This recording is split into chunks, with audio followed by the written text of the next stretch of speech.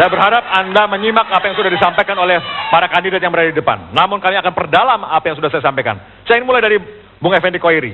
Anda sepertinya pahit mengatakan pendidikan kita amburadul. Pemerintahnya tidak berkomitmen soal pendidikan. Padahal Anda selama sekian periode berada dalam pemerintahan dengan duduk di DPR, berada dalam partai yang bersama-sama dengan pemerintah.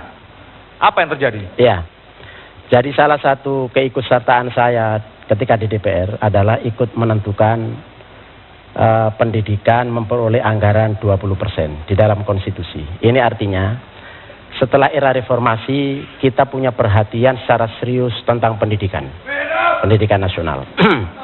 Ketika saya masih di rumah lama, ini sohib saya, adik saya ini. Berikutnya saya kira dalam perjalanan itu banyak sekali hal-hal yang tidak merujuk kepada filosofi pendidikan nasional kita, yaitu mencerdaskan kehidupan bangsa. Di sini filosofinya. Apa itu mencerdaskan? Apa itu cerdas? Maaf, saya sedikit merujuk pada konsep agama. Tolong waktu kita nggak banyak, dipadatin saja. Oh begitu, oke. Mencerdaskan itu artinya orang yang harus komprehensif di dalam pikirannya, hatinya, emosinya secara seimbang. Bukan sekedar pintar, bukan sekedar mahir, bukan sekedar memiliki kompetensi tertentu. Lalu masalahnya dengan seperti yang sekarang sudah jelas, banyak sekolah dibangun. Nah, dari sini itu kemudian diwujudkan dalam konteks pendidikan. Pendidikan dalam bahasa yang lain adalah tarbiyah. Di dalam konteks ini ada unsur murid, ada unsur guru, ada unsur sarana, ada unsur sistem dan seterusnya. Sekarang dari sekian unsur itu salah satu yang paling penting adalah guru.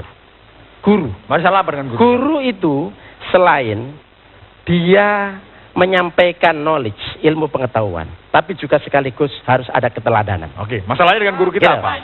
Kurang keteladanan. Begitu ya. Saya kira menurut saya dalam konteks ini belum mencerminkan semuanya. Oleh karena itu pendidikan kita masih seperti ini. Iya. Mas ini begini, bicara pendidikan, ini tidak ada kaitan uang dengan guru sesungguhnya. Ada dua hal besar yang terkait dengan pendidikannya. Pertama, faktor anggaran. Dalam Undang-Undang Dasar sudah jelas bahwa anggaran pendidikan 20%.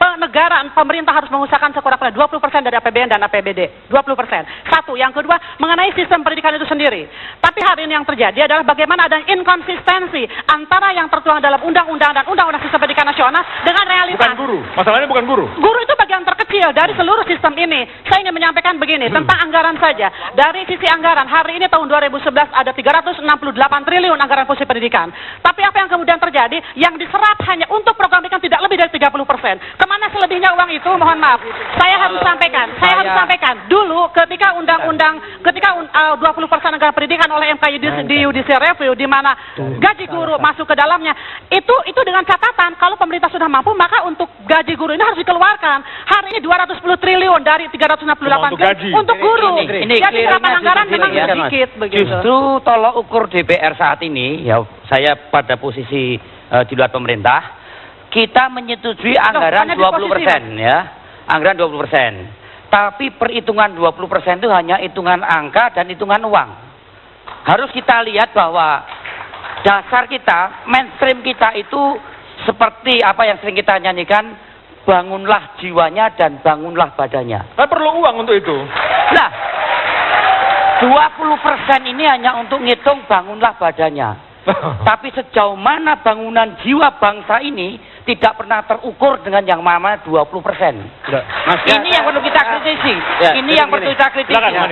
Saya ingin menggarisbawahi masalah soal anggaran pendidikan. Betul, anggaran pendidikan kita itu 20%. Nah, tetapi sebenarnya dari 20% anggaran pendidikan itu, nah itu cara pemerintah di dalam memprioritaskan itu kan juga selalu sesuai dengan selera politik masing-masing. Dalam arti begini, misalnya 20% itu termasuk gaji guru tidak. Ketika misalnya di situ termasuk gaji guru, maka kemudian yang lain seperti investasi sumber daya manusia menyangkut soal guru, tenaga kependidikan, kemudian soal kurum dan lain, ini menjadi persoalan. Ya, gitu. Jadi kalau menurut saya poin utamanya adalah pertama kita harus konsisten meningkatkan. Jangan mengira bahwa 20% itu sudah tinggi. Gede loh, sekian puluh triliun. Kita bandingkan dengan negara lain. Belum terpenuhi. Kita bandingkan dengan negara lain. Belum terpenuhi. Saya selesaikan dulu. Belum terpenuhi. Jadi jangan, gini, Jangan dilihat angkanya 20% dulu. Kita ini misalnya dengan Malaysia saja kalah Pak anggaran pendidikan. Nah, persoalannya Nah, itu itu bukan artinya masalah ada banyak hanya hal 20%. yang harus kita selesaikan. Terutama adalah bagaimana peraturan perundang-undangan ditata kembali agar fungsi pemerintah pusat, provinsi, daerah ini bisa benar kira-kira gitu. Intinya bahwa postur anggaran pendidikan kita ini memang mesti harus segera dikaji ulang. Karena memang sudah tidak sehat. Karena sebagian besar itu adalah untuk gaji pendidik dan untuk dosen. Loh, Anda ada di partai Anda, ada di pemerintahan. Itu keputusan MK.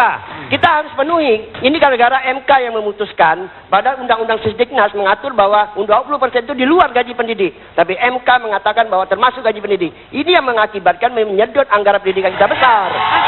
Jadi gini, akibat dari gini, saya ingin menyampaikan, ini ada dua hal. Ini anggaran, ini kebijakan. Anggaran tadi ada inkonsistensi, saya setuju dengan teman-teman yang lain. Yang kedua adanya kebijakan. Begini kebijakan. Dalam Undang-Undang Sistem Pendidikan Nasional, tujuan pendidikan itu adalah untuk meningkatkan keimanan, ketakwaan, dan akhlak mulia. Untuk cerdas, kreatif, inovatif. Untuk sehat jasmani. Untuk berdemokrasi, bertanggung jawab. Tapi kemudian apa yang terjadi? Kalau kita konsisten dengan tujuan pendidikan, maka 4 basis utama yang harus ditempuh oleh pendidikan. Yang pertama, basis agama. Untuk menanamkan iman, takwa, dan akhlak mulia. Yang kedua, basis yang sifatnya logika. Logika itu di situ ada matematika. Kalau pelajar tadi agama, yang kedua matematika. Yang ketiga, basis apa? Basis olahraga, supaya anak sehat. Yang keempat adalah basis apa? Basis nasionalisme kewarganegaraan. Itu yang kemudian harus diberikan. Tapi apa yang terjadi dalam praktek pembelajaran hari ini? 13 mata pelajaran. Persoalannya bukan masalah 20%. Bagaimana mungkin misalnya akhlak anak kita baik, moralitas anak kita baik. Lihat, madrasah-madrasah saja gurunya itu 250.000 per bulan. 500.000 per bulan. Bagaimana kemudian kita berharap mereka ini kemudian bisa melakukan hal yang maksimal untuk mendidik anak-anak kita. Itulah Jadi menurut saya keberpihakan pemerintah kepada guru-guru swasta, kepada sekolah-sekolah swasta itu harus dipertegas di dalam. Menurut Anda berapa gajinya yang paling pas? Kenapa? Berapa gajinya kalau memang harus seperti itu? Ya minimal tidak harus jauh berbeda misalnya dengan guru yang berstatus PNS. Sekarang guru ini ya, mereka yang PNS, mereka terima gaji guru. Mereka terima tunjangan sertifikasi 1.500.000. Sementara yang guru swasta, kalau mereka mendapatkan sertifikasi, mereka hanya dapat tunjangan 1.500.000 itu per 6 bulan. Memangnya orang makan 6 bulan sekali? Ya, jadi beginilah ya. Menurut saya soal kesejahteraan para guru itu memang harus benar-benar dicermati dan dihitung sesuai dengan kebutuhan dan kemampuan negara. Itu harus kita pertimbangkan. Tapi persoalan pendidikan sekarang ini kan kita harus lihat by produk. Produk anak didik, peserta didik sekarang itu seperti apa? Tadi dikatakan bahwa kita akan masuk ke Asian Community. Ya. Sementara yang terjadi seberapa besar sih? Ya. Untuk kurikulum sekarang ini mampu menciptakan iklim perasaan kita ini sebagai suatu bangsa yang memang benar-benar mempunyai kepercayaan diri. Anak didik kita sekarang ini seperti dikatakan tadi bahwa kurikulum sudah tersedia. Ya, jadi metode ini sudah benar. Tapi iklim yang ada sekarang ini hampir sebagian masyarakat atau peserta didik atau anak didik kita itu melihat bangsa lain itu merupakan bangsa yang jauh lebih mampu, lebih besar daripada bangsa Indonesia sendiri. Ya, jadi ini persoalan. Sebentar dulu Pak. Ini yang harus kita kaji. Mengapa sampai terjadi bahwa seolah-olah dulu founding fathers kita itu memerdekakan Indonesia, keinginan yang begitu besar bahwa kita akan menjadi bangsa yang besar, akan menjadi bangsa yang bisa sejahtera. Ini nggak ada. Ini tidak pernah dipersoalkan itu loh. Jadi bukan persoalan 20% dan alokasinya, tapi penggunaan 20% untuk membangun kepercayaan diri bangsa ini seperti apa? Betul. Itu yang lebih penting. Gini Mas, saya kira ada fakta di lapangan, ada realitas di bawah.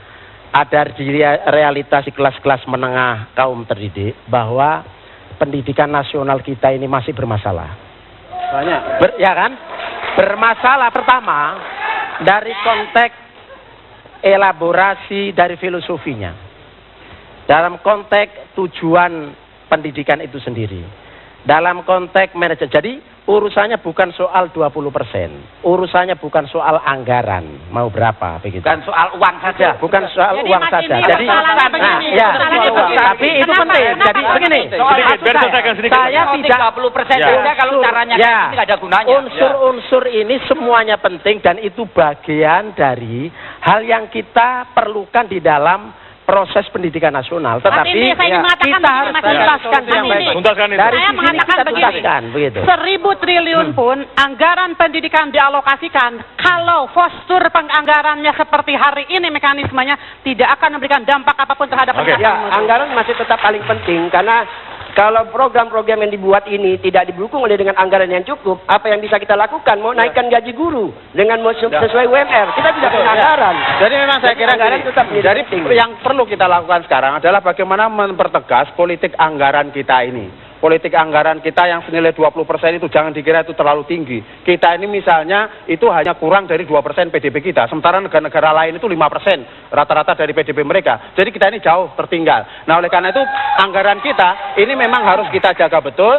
Kemudian saya setuju dengan sahabat saya Tapi itu bahwa tinggi, ini harus tinggi prioritasnya dalam itu konteks diberikan. APBN kita. Iya, ya Tinggi dalam tepat. konteks Oke. APBN kita. Tapi gini loh, Mas Ray, problem utama kita paling cuma pasang Gini, iklan. Perbincangan ini menarik, kita akan teruskan lagi. Perbincangan ini akan kita perdalam lagi. Tidak hanya berhenti dengan masalah 20% mau diapakan uang itu, dan masih ada hal-hal lain selain masalah uang.